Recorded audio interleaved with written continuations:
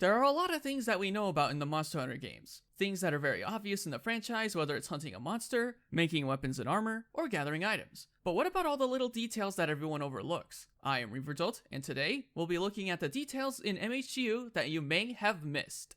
Now before we get started, I want to mention that the details I mention are more visual details in one game. If there are any details I missed, be sure to let me know in the comments. With that out of the way, let's get into the video. So in the first area of the Misty Peaks, there is a little turtle walking around the water. As you can see, it's having a peaceful time living its life as a low poly reptile. It's so relaxing to watch him walk around with all the ambient sounds.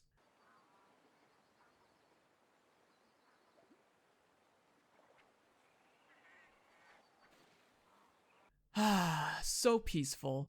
The next detail is the big dragonfly in the Jurassic Frontier. I'm not sure what's up with it, but it sure likes to land in the same spot every time. It's something I've barely noticed when hunting monsters in this area, but either way, it's so relaxing to watch.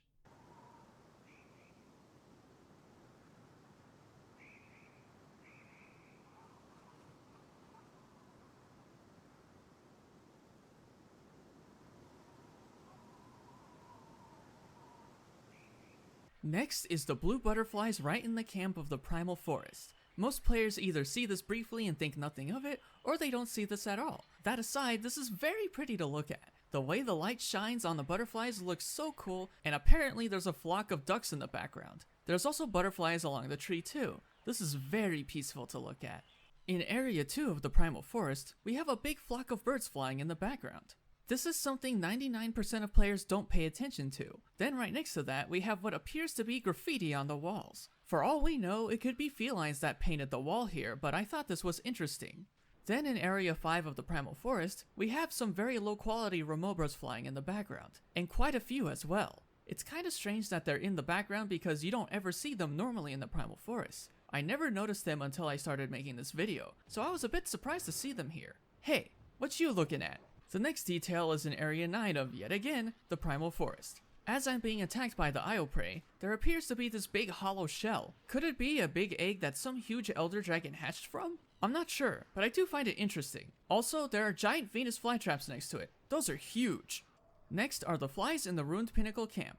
No one ever notices these when they spawn here. I only noticed these when working on this video. Not entirely sure why they're here, but I thought I'd mention them. And in that same camp in the ruined pinnacle, there's an ancient civilization in the background. I wonder what it would be like to explore these ruins. They seem interesting enough to learn about. The next detail is on the peak of the pinnacle. It has what looks like dragon element flowing through these veins. This is likely a recharge station of sorts for Valstrax because of the energy he may need to fly. Not too sure if anyone noticed this detail when hunting Valstrax. In Area 6 of the Frozen Seaway, there's a big skull inside the ice. I wonder what it belonged to. In the Ancestral Steep, there are some low-quality kelpie grazing on grass. Not the most interesting thing, but I never noticed this until now.